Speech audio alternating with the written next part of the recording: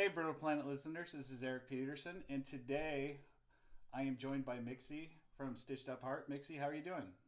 I'm doing great, man. How are you? I'm good. Um, so you're in LA, right? Yeah, Santa Monica. It's a little secluded outside. That's good. I can hear some Fires, fires in the trucks. back. Yeah. Yeah. Um, so how's things down there with everything going on? Is it pretty quiet, or is it still moving pretty good? Yeah, it's well, I mean, I've been pretty much staying home as much as possible, aside Good. from band practice and Hmm. writing sessions, been trying to write some music, painting, fostering some kittens, like keeping myself busy inside of my place, but I can see outside it is a little bit like quieter. There's no bars open, no restaurants. So people are laying low for the most part. So they're doing what they're supposed to be doing. Yeah, I mean, most of them are. Uh, there's still people out walking their dog, and I've been like debating on riding my bicycle. I don't think I can get too sick doing that, but No. I got to leave the house at some point. I will go stir crazy. Yeah, exactly. So I wanted to talk to you a little bit about your new album. You guys just had a new album just come out and called Darkness. And man, from the very first song, that album just rips right into it. I mean, that first song with Soli. I mean, how can you go wrong with that? Well, thank you. Yeah, it was definitely a lot of work that went into making this record. I mean, it's our sophomore record. It's very, very important. Um, and we wrote 70 songs to complete the album. We ended up using 11. Wow. So there was a lot of experimenting with different sounds and different, completely different genres almost, just to see how far we can go, where we can explore, because it's very easy to just write the record you just wrote, but we wanted to try to really expand ourselves and push ourselves artistically and creatively. And so it took about 55 songs till we found the lane we wanted to be in. And then towards the very end, we pretty much used all the songs we wrote at the end. That's cool. So the song with Soli though, that how did that come about? I mean, did you guys had toured with them, right? Yeah, I've been friends with Sully for a few years. It was just one of those people that you meet instantly and you just feel like you've known them forever. Yeah. And we just had that kind of connection and kept in touch. And about 2 years into just being friends, my management was like, "How would you? Why don't you ask Sully if he wants to sing on one of the songs?" And I didn't really want to ask. I don't like to ask for favors or anything like that, but I just sent the text. And he was like, "Yeah, absolutely. I'm totally down as long as it's the right song." So we all kind of took a couple months to figure out what song it was going to be. It wasn't till the very end of the album that I just was listening to Lost, and I was like, "There's a perfect spot for him to sing on this. I wonder if he'd be interested." So I threw it over at management. They said, "Yeah, let's see what he says." And he said that this is the best he's ever heard us sound. And he was really, really happy about the song and down to do it. So he flew me out to Nashville while they were building their studio and sang on the track. And then he's just like, "Hey, so who's going to sing my part?" And I'm like, "I don't know, maybe the guys in the band, or if whoever we're out on tour with maybe wants to come up, preferably you." Yeah. And so then the tour just kind of happened. That's And cool. yeah, he really went to bat on getting us on that tour too. He literally, like, we didn't even have a booking agent at the time. We were in between agents, and he just went around the entire system and got us on that bill somehow. And I don't know, but I am forever grateful. But it was definitely the coolest tour ever. So how was it touring with them? They were awesome. I mean, them and their crew went above and beyond to just make sure that we were like taken care of and we were happy and everything was good. And is all constantly checking in on us, just like, "Hey, is everything good? You guys need anything?" And just the experience of being able to do that and see, the first first arena tour we ever did was with Hailstorm in This Moment, New Year's Day. Mm-hmm. It was about a year before that. And I'd asked Lizzie, what was your first arena tour? And she's like, Godsmack. And I was like, oh, wow. And then a year later, I'm playing with Godsmack. And it's just like a really cool circle. Yeah. And so we learned a lot. We learned a lot on both of those arena tours because it's just a completely different animal from anything we've been used to playing, like clubs and theaters. Yeah. Now we're like, we only want to play theaters. We don't want to play anything smaller.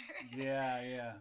You get that little taste of like 10,000 people every night, and it's just really a lot of work that goes into every show. A lot of people get up super early, put a whole entire stage and lights together, and then break it all down, move on to the next show. It was a lot of stuff. So as far as those big stadium tours, what was your favorite part about it, and what was your least favorite part about them?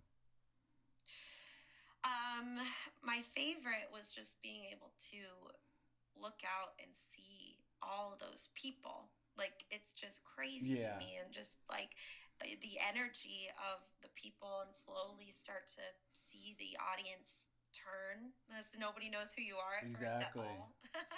And start to like kind of get them moving, and that's like my favorite part. But the least favorite was I actually had to get LASIK because I couldn't see that well, and I wish I could see it even better.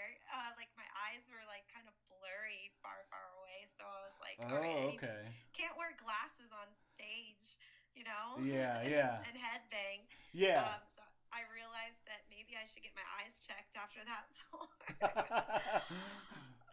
Yeah. But I mean, as far as like having the stage, I mean, it must have been nice to have a huge stage to run around on and do whatever you want, and not have to worry about coming to the end and running into your guitar player or something. Oh yeah, we still would run into each other because we somehow happened to figure out how to do that. But I was not prepared for the size of the stages, because you definitely need to exercise and stuff, and to get your blood flowing before you perform on a stage like that, because I want to run on the other side, and then I want to run on the other side. And, so I actually started doing workouts with Sully, because he would bring a gym to these to every venue. Okay. And he was like, if you're out of breath by the second song because you've been laying around all day, you need to like get your blood flowing earlier on, so that you're not just tired by song number 2, because you want to go on every part of the stage. So started doing that, and that definitely helped. But yeah, the stages are massive. Yeah. So now it was funny. Oh, go ahead.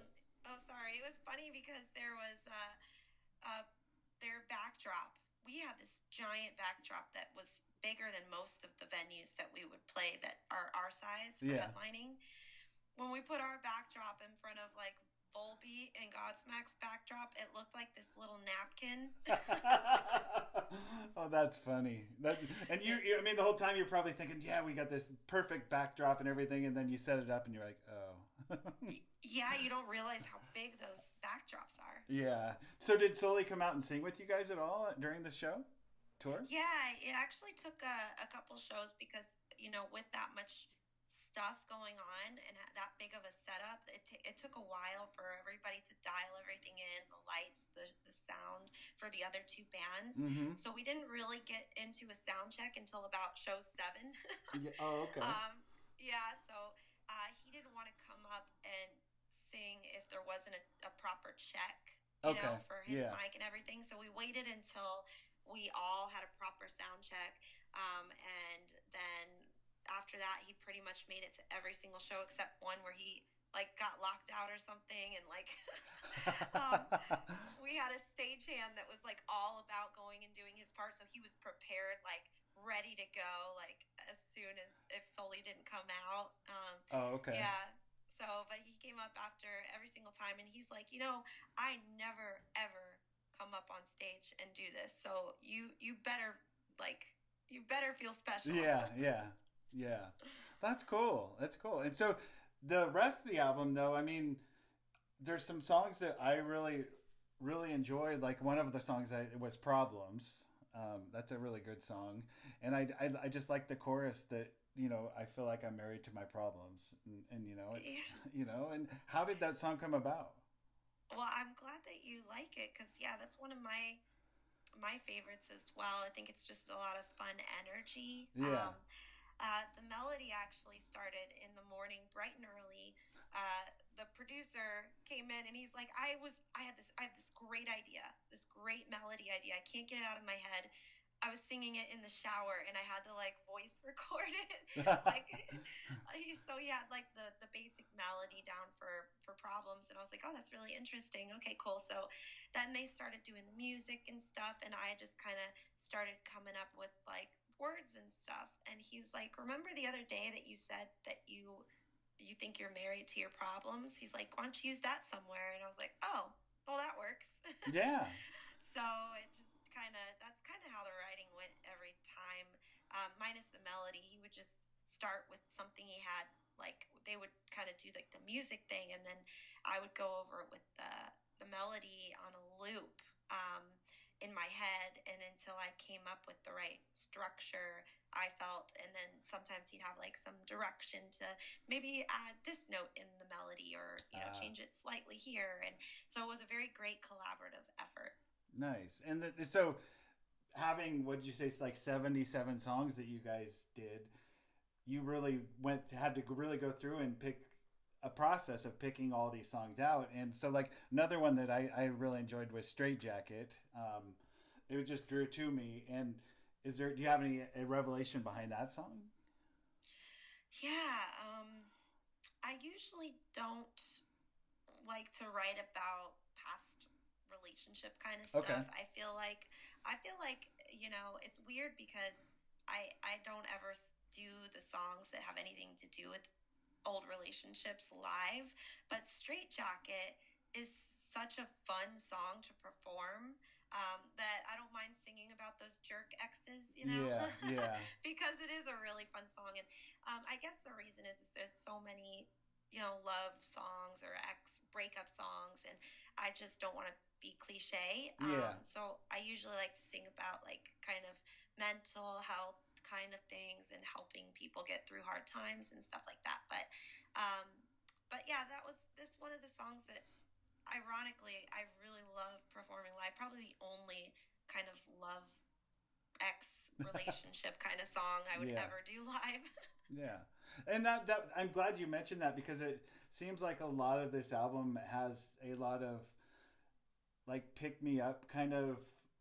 I don't know the right words to put with it, but it's like a pick me up kind of a emotional, to pick people up emotionally. A lot of the songs have that vibe to them, and I don't know if that was something you were going for, if it's just something that came out, but it really is an interesting concept of how it's a lot of struggles, but rising up above seems to be the theme to the album. Yeah, I mean, I don't want it to be depressing. No. But I definitely want to pull from the dark. Originally, when we first started writing it, I wanted to write about powerful, like about like strength and all this like conquering everything. And when lyrically, when I was writing that kind of stuff, it just didn't feel authentic enough because I found that the lyrics were just all about the strength stuff.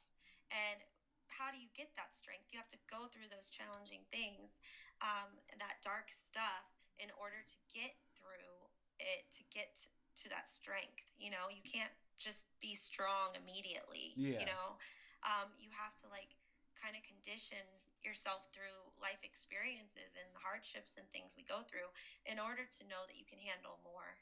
Yeah. Yeah. So I mean, overall, I feel like the album dips down, but then it rises up, which is a really cool concept, and it's really empowering to a lot of people. And I think that's why I was drawn to it, is because it's not like a it's not like an album where you just go, wow, I just listened to that, that was really depressing. It's like something you listen to and then it brings you up and you want to do better. Yeah, exactly. Well, I'm glad that you feel that way because it is very much the journey of the album as it goes and how it makes you feel in the end. And I do want you to see those things and recognize those things, and then um, and then bring you to a positive place. Good, good. Well, I think you accomplished it. So, Thanks. and then you were out on tour. You were finishing up a tour, correct? You had a headlining tour you were doing, and before all this craziness started, and you abruptly ended it, right? Well, no, we actually were just about to go out with Sebastian Oh, Bach. okay, all right, Yeah, we were gonna leave at the first show was the 24th, and everything. Obviously, if we had left on tour, Canada closed their borders. We would be stuck in Canada. wow, Yeah. So luckily, like everything, actually, the show or the tour got postponed into the fall. okay. Um, Literally the day our album came out, so it was like perfect timing. It was what was it? Friday the 13th. So Oh, yeah. yeah, it was a lot of stuff all at once. And so, we're trying to make the best of it and keep writing some music and stay productive as much as possible. And then, how have you met Sebastian Bach before, or was this going to be like the first time you'd ever experienced Sebastian Bach? I have not met him. Obviously, the songs from that first Skid Row album are like legendary, and Yeah, it's really cool to be able to hear those live. And was really looking forward to it. I think maybe um, through the grapevine of the Steel Panther shows because they're friends. I don't know how it came about. Our agent just brought it to the table and said that nice. he had picked us for these shows, and Sebastian Bach said this really nice stuff online about us when he was announcing that we were on it, and it was really cool. And so I'm really looking forward to it. We just have to wait a little longer. And then you did have some dates with Airborne too. Is that correct? Yeah, we were gonna just do a few with them towards the end on our route back home from Florida. Okay. Yeah, so I don't know what's going on with that too. And then all the festivals, everything is just all Yeah. over the place. Yeah, yeah. Because I saw you guys were on like two or three big festivals. Was it Incarnation was one of them, and Yeah, Incarceration. Incarceration. Yes. We're on some Danny Wimmer festivals like Yeah. Epicenter, Welcome to Rockville, the Rock Fest, Rock USA, Blue Ridge. We're on Sturgis, Bike Rally. There's a Nice. bunch of stuff. Yeah, it's really a crazy year, and so now everything's just kind of like, what's happening? So I'm just taking it one day at a time. Yeah, that's all you really can do. Yeah, I'm fostering some bottle baby kittens. Well, they're actually weaned onto baby food now or like regular food. So I'm trying to do something positive while we sit and wait for everything to kind of, blow over. And this is not the first time you've done the fostering of the kittens, is it? No, this is number 30, 31, and I 32. was gonna say because I follow you and I see that you're constantly got cats you're fostering. Yeah, I hadn't in a while because it's not really kitten season until the spring. Yeah. And I've been obviously on tour and running around and doing stuff. So I hadn't been able to. And since this opened up, it cleared my schedule. And I was like, well, I need some kittens in my life to help out so that really it helps me because you can't be upset when you have tiny kittens around. No, no. I mean that's like the one thing that can make anybody happy. Yeah. And then my drummer, he's gonna, because his parents are getting kind of old, and he was gonna go and try to take care of them after the tour was over. But since the tour got moved, he's flying out this weekend if he can get on a plane and kind of gonna help them out because they're having a hard time out there, and we're trying to make the best and do positive things to help like the world somehow Yeah. while this is all going on. Yeah. Yeah, and I mean that's all we can all really do is and part of what we can do is what you're doing, which is self-isolating and not being part of the problem. Yeah, I'm trying to stay away from being, a walking virus. Yes, exactly. So when you're I just wanted to ask you when you're on tour, what is your favorite part of touring? Because I've seen you guys live, and I kind of have seen your interaction with some of your fans, and I honestly feel like that to me is one of your strengths and one of the things you love about touring is your fans. Oh yeah, I think that being able to connect with everybody on the road is such a big thing. we're still trying to keep things connected in a way. We're doing a little Netflix and chill kind of hangout where we can chat. We're doing some Facebook lives and stuff. But yeah, I mean, I feel like connecting with the people that are listening is the most important part to me. Every single song that was written off this record, before we went in, I would meditate beforehand, or like, pray or ask the universe or whatever you want to call it Mm-hmm. to give me the right words to connect and reach people as deep as possible. So ultimately, my goal was to connect and being able to be out there and, be able to see people and meet the people that actually listen to our music. It's just really cool. That's good. That's good. And then the last question I had for you is, I like to ask because I want to say you guys have been around doing this for about 10 years or so. Is that about right? 2010, yep. Yeah. So in that time of 10 years, how have you seen the music industry change, good, bad, or indifferent? I mean, what have you seen? Well, it's definitely changed a lot in Yeah. 10 years. Yeah. We did it DIY for a good 5 years of the band starting. We would book our own tours, route it out, live in a van for, 5 years of doing it that way. And then when we signed to Century Media, which was a metal label at the time, tons of like metal bands Yeah. and all this stuff, and that got moved over to Sony, which is a major, it's really cool to even be on an umbrella of that. So Yeah. yeah, it's exciting, and obviously our last record we sold in Best Buy, and this one it's all about how many people stream your song, because nobody buys anything anymore. No. No. Luckily, we do have a great like rock scene, and it's a very loyal fan base in the rock world where they do still want to support their artists and buy records, and um, it's really awesome that we even have that, as opposed to I think other genres. But Spotify, is the new way of I think listening to music, like streaming services, Yeah. just like movies are. Yeah. Movies, you just stream everything now. Um, so yeah, it's changed a lot. Is there anything that you wish that you could go back to 2010 and have it be that way? No, you don't want to see me in 2010. I am very, very happy where it is right Okay. now. I don't ever like look back and regret anything. I don't ever. I just try to be happy with the way things are today. Yeah. Good. That's a good way to look at life. Yeah. So, Try. yeah. Well, Mixie, I appreciate your time, and I wish you guys the best. And I'm gonna, keep everybody going and supporting you guys, buying your merch because that's important. I mean, I was gonna ask you too. Did you already have some merch already ready to go for this tour with Sebastian Bach? Luckily, we were being very slow on putting the order in, and Okay. like waited to the last minute. So we do have some new designs that we were gonna release, but we might end up putting a new merch store up. Right now, it was just focused on the pre-orders and everything. So that's probably gonna be something in the process. But for now, you can just buy the vinyl record on Amazon, or you can go to our Instagram and there's a link right there, our Facebook, our Twitter. But yeah, there's plenty of places for you to buy our stuff. Just Good. don't buy it on eBay. That's not us. No. Yeah. Exactly. Well, Mixie, I appreciate your time and keep it going and keep it real because that's the only way you can do it and that's the best way to do it. So I I appreciate it. appreciate you taking the time with Yeah. me, and yeah, let's keep this music going. Yeah. Exactly.